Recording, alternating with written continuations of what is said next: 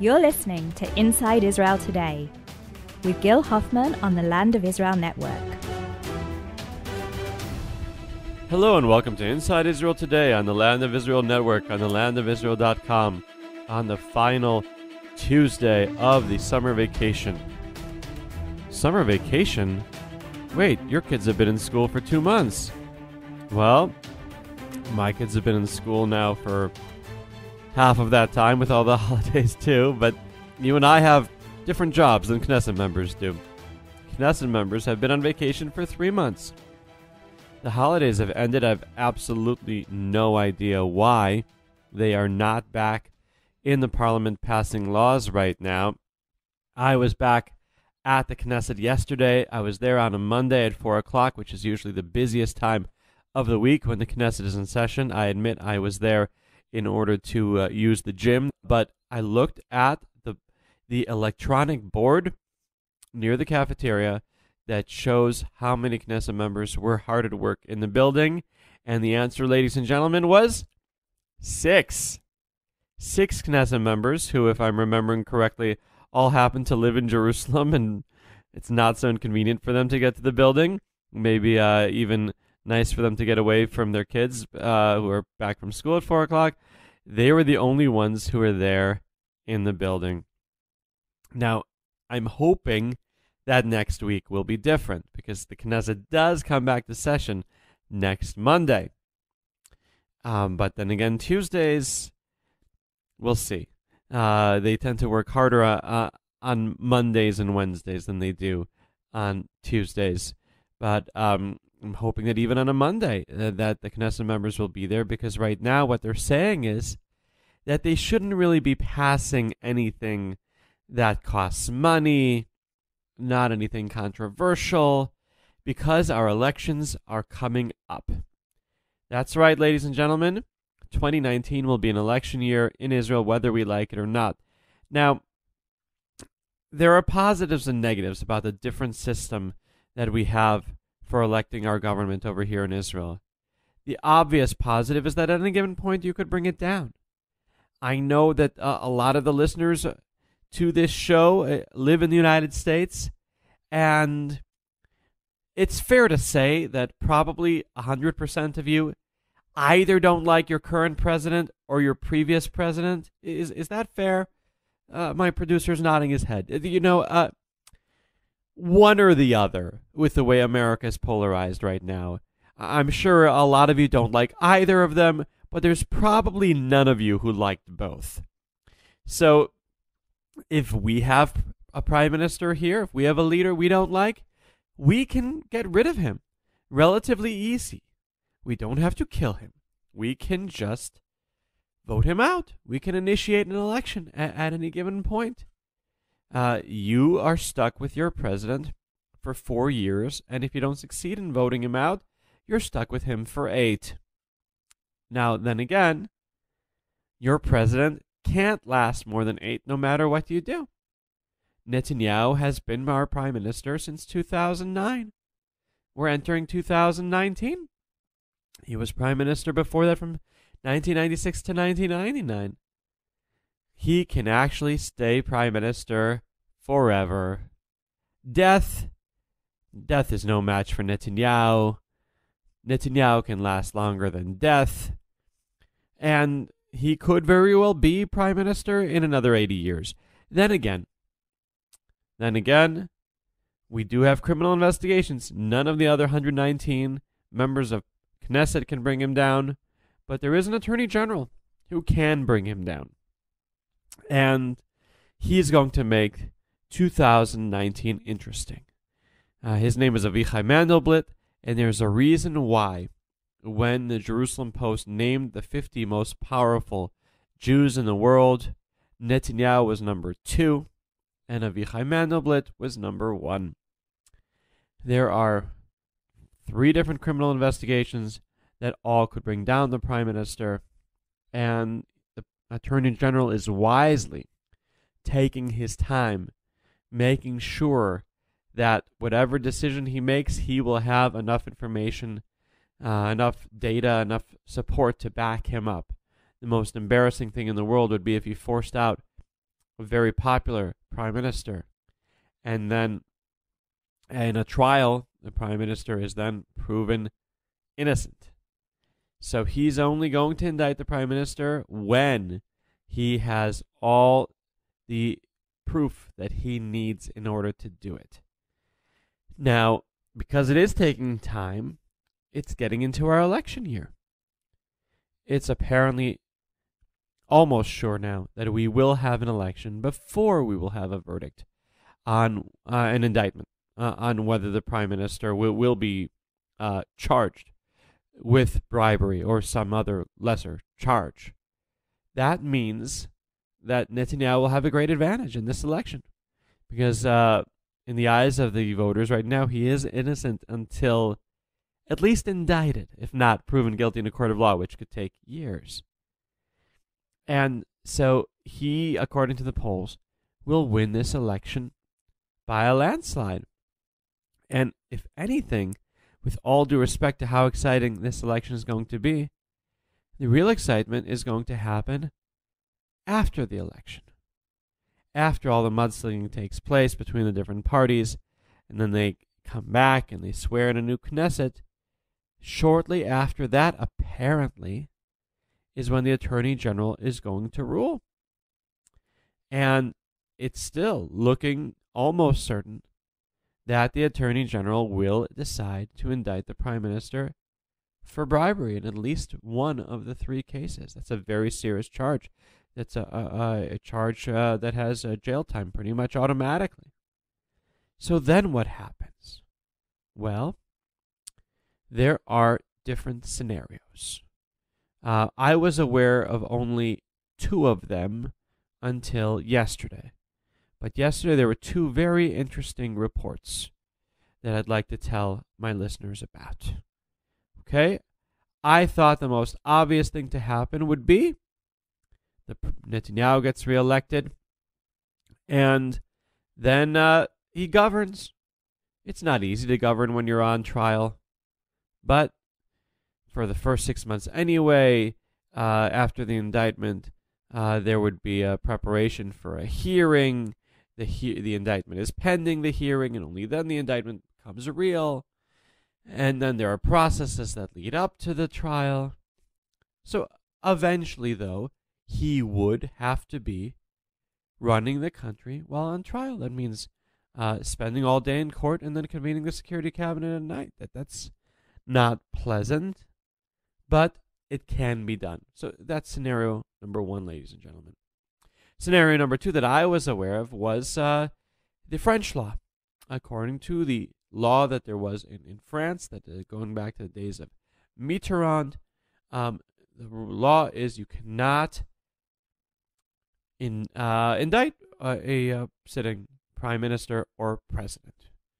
That is something that's allowed to a law that exists to allow the government to run smoothly without having little annoying things like investigations and indictments get in the way of getting things done.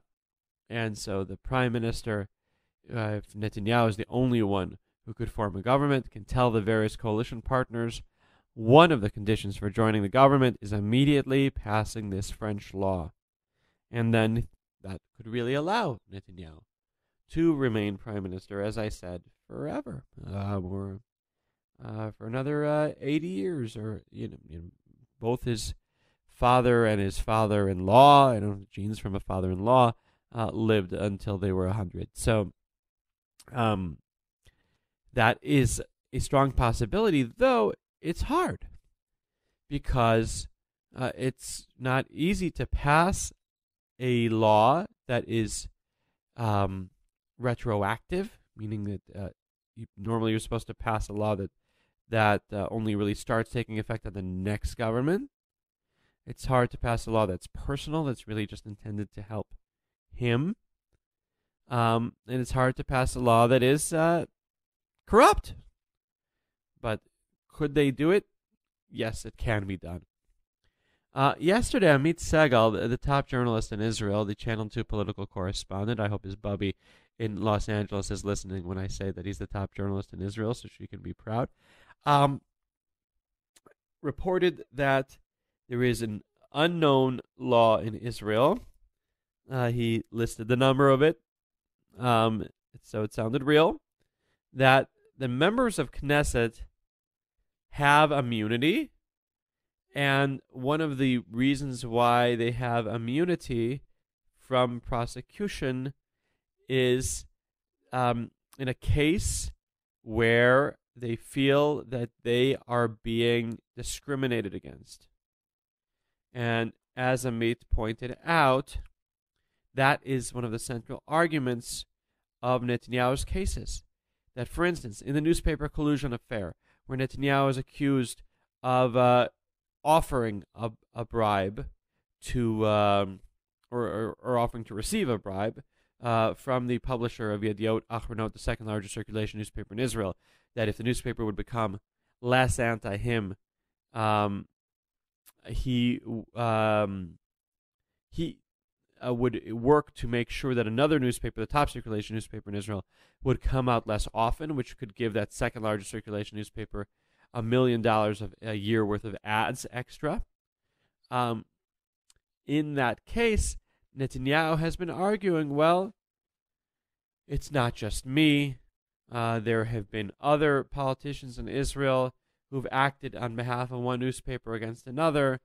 The previous election, one of the reasons it happened was that there were key members of Knesset who tried to shut down that top circulation newspaper in Israel by passing a law that you can't have a newspaper owned by a foreigner, or a newspaper given out for free. So Netanyahu argues those people also should be prosecuted. Why am I being singled out?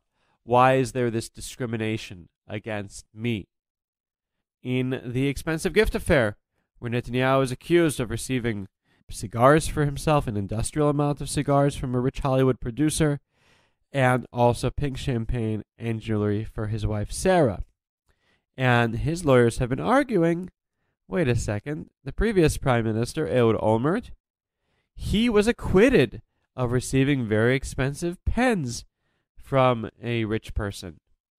If he was acquitted in that case, why is Netanyahu being singled out? Now, it's kind of hard for him to be accusing of being discriminated against using Ehud Olmert as an example, because Ehud Olmert did go to prison for other cases, but yes, the pen affair was not one of them. And so this immunity idea could also work. Then there was an idea that was raised in a report that I heard in the morning on the radio by the political analyst of Israel Radio. His name is Hanan Crystal. And Hanan said, wait a second. Who says that Netanyahu is going to be the next prime minister of Israel? And I'm sure the listeners are hearing this and saying, what? Who else is there? Who can we vote for besides him? And the answer was, no, he's not saying he won't get the most votes. He's saying that there's another man who could bring down Netanyahu, who will make his decision before the Attorney General.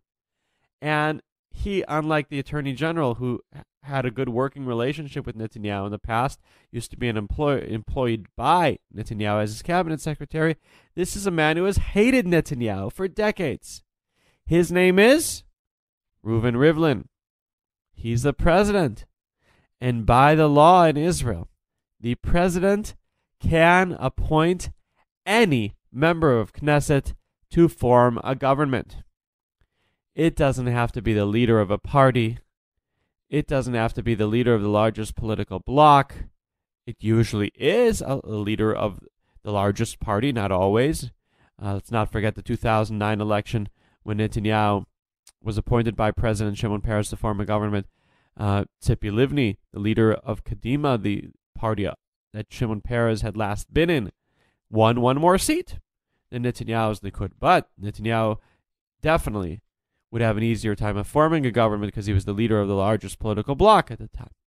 But no, according to the law in Israel, the president can pick any member of Knesset to form a government.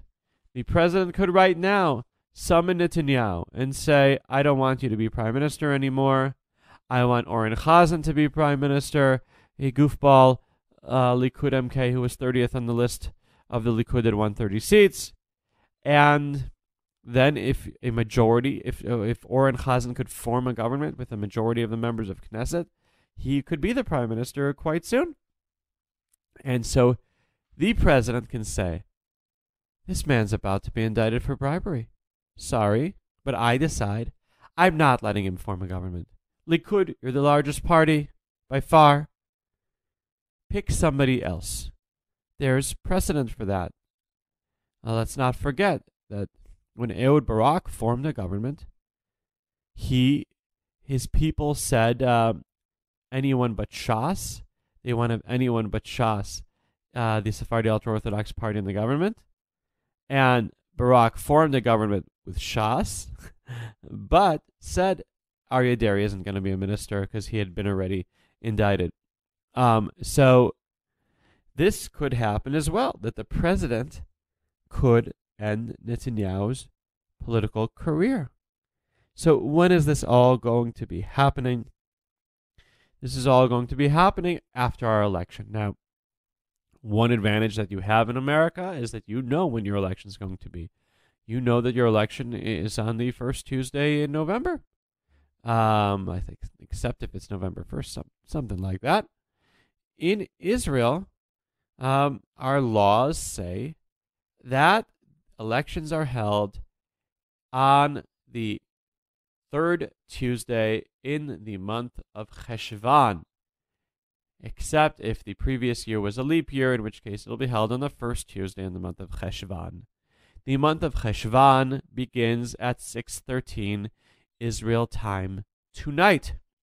So according to the law in Israel, our elections are really set for a year from the month that begins tonight. But we haven't had an election on time since 1988, which is when the first time that Netanyahu was elected to the Knesset. Even that election in 1988 doesn't really count as lasting a full 4 years because you had two prime ministers, Yitzhak Shamir and Shimon Peres, who rotated in the prime ministership during those 4 years. So elections in Israel tend to get moved up.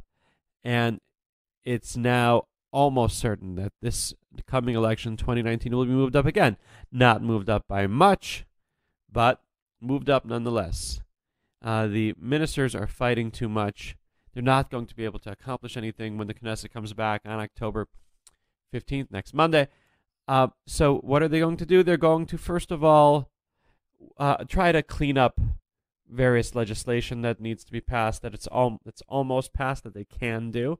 And they're going to stall because we have elections coming up on October 30th for mayors, and you don't want to mix those mayoral races with the Knesset races. They're run very differently. The political parties are very different. So we can't really have an election until after October 30th.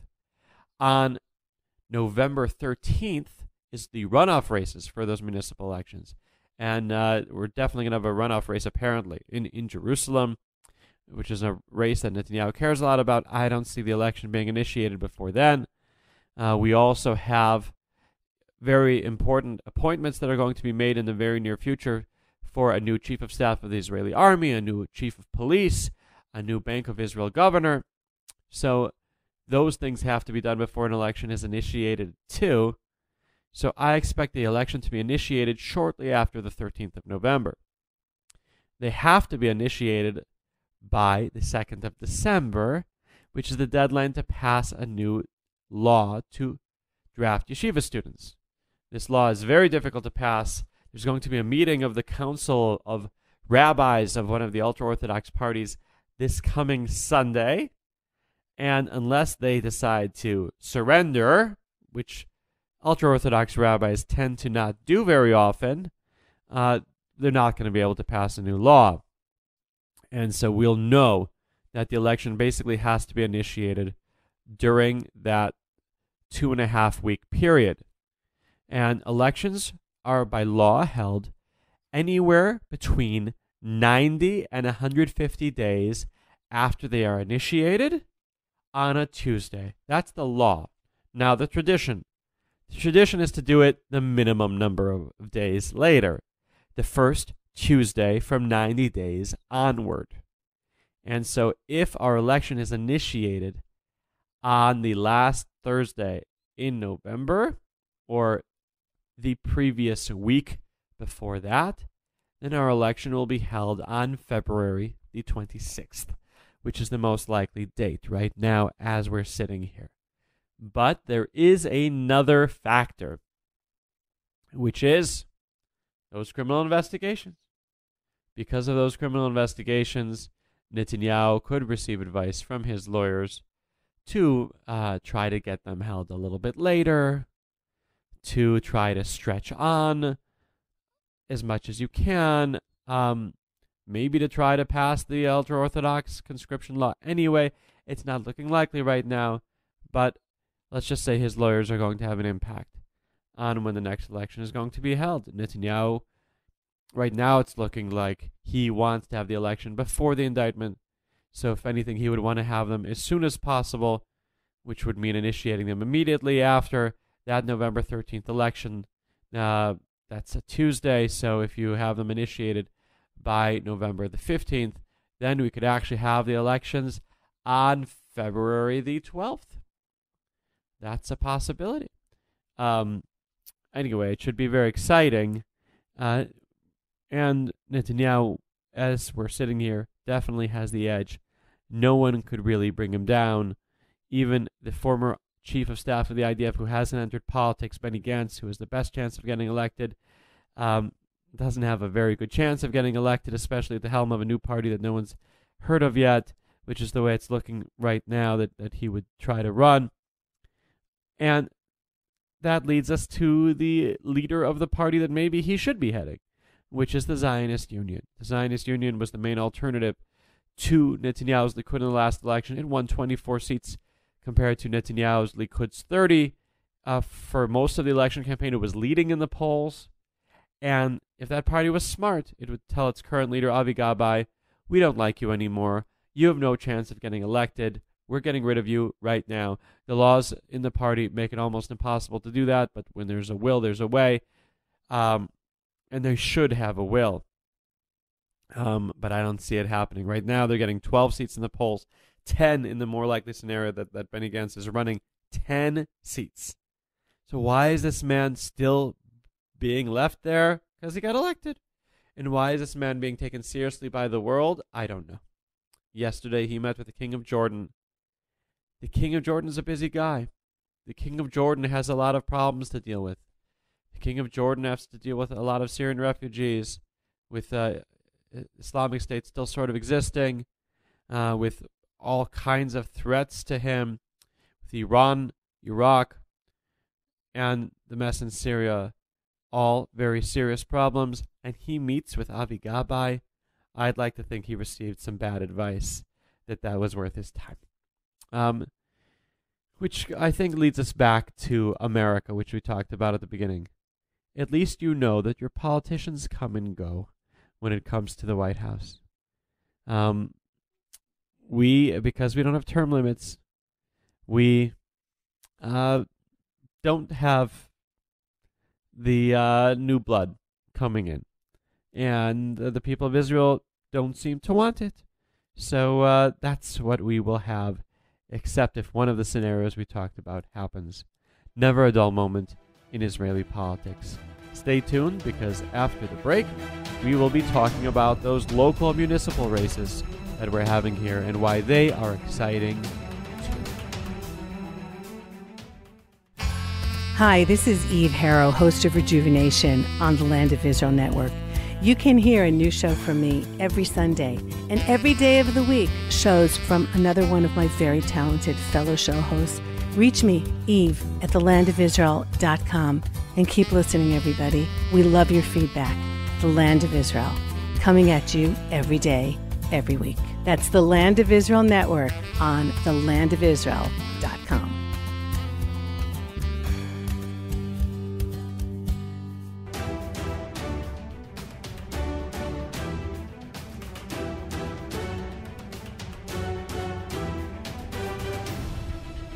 And we're back here on Inside Israel Today on the Land of Israel Network, on the landofisrael.com. And we're back here on Inside Israel Today on the Land of Israel Network, on the landofisrael.com. I would like to start the second part of this show with an apology.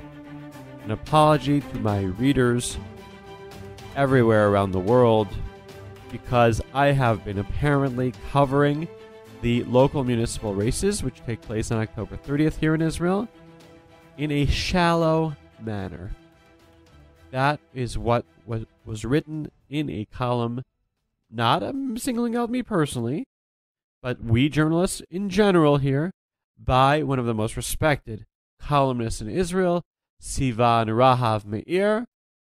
She wrote in Yediot Achronot that the municipal races are being covered in a shallow way, and instead of letting the politicians tell us what they will do to improve their cities, that we are encouraging them to attack each other, to sling mud, and we're reporting only that. She wrote this in her column on Friday. And in response to that, suddenly all the politicians are saying, these are our platforms. Write them down. Put them in the newspaper. Yesterday, Zev Elkin, one of the leading candidates for mayor of Jerusalem, the Minister of Jerusalem Affairs, called a press conference, and he unveiled his platform, ladies and gentlemen, for an entire hour. Nobody stopped him. Maybe because we saw that column and felt guilty. No, that wasn't the reason, ladies and gentlemen. The reason was because it was in a nice restaurant, the Kafit restaurant in the Botanical Gardens, which I recommend you all try when you're here in Israel. It's a restaurant with a beautiful view, with very good food, with wonderful desserts. And if you're expecting a wonderful dessert, you will not interrupt even an hour-long rant explaining a political platform by a politician. And they promised us we're going to get to ask questions afterward, and they promised us food. So we waited remarkably patient. And then I even wrote an article explaining his platform in the Jerusalem Post. It's right there online if you're abroad, and if you're here, please, please, please buy the print newspaper. We want print newspapers to exist. If you aren't in a place where you can get a print newspaper, pay the $5 to have these special privileges on the Jerusalem Post website. They feed my family those $5. So read the article. Take those few seconds, but don't read it in great depth, because the article's boring, ladies and gentlemen. It's a boring article. It's about what the man is going to do if elected to have there be more housing in the city, to improve the education system, to clean up our garbage. Okay, I apologize. I find it more exciting when he attacks his political opponents, which he didn't do yesterday at all. One of the main candidates against him is Ofer Berkovich. He's a young guy, a good-looking fellow, cool guy. And when Elkin put out a campaign ad attacking him, making him look like this just really cool guy that doesn't know what he's doing after being elected mayor, and comparing himself to him, and showing him being serious and being a guy who knows how to run a city and can receive the prime minister on the phone at any given point, that was more exciting for me. Maybe I'm shallow, fine, but I find it more interesting to write, more interesting to read, and while I am going to make sure that the other candidates for mayor also get to deliver their platform to the readers of the Jerusalem Post, and you will see an interview with the other leading candidate for mayor of Jerusalem, Moshe Lion, Lion. It's pronounced Leon, and I'm unfortunately spelled Lion, in Friday's Jerusalem Post, where he's going to speak about his platform. Whenever possible, if I can get them to attack each other, I'm going to continue to do it. It's more fun. And that's what I'm going to write, whether or not they continue to feed me properly. If you're listening to the show, Moshe Leon, our interview is at this time tomorrow, your competition fed me a delicious waffle with ice cream and syrup on top. I'm interviewing you at your house, and I'm expecting a similar dessert. Yes, I'm shallow, listeners, here to Inside Israel Today on the Land of Israel Network, on thelandofisrael.com. Thank you for being with us, and we'll have a very exciting show again next week after the Knesset has come back and the political correspondents are back hard at work. Thank you for being with us. And have a great day from Jerusalem. Bye.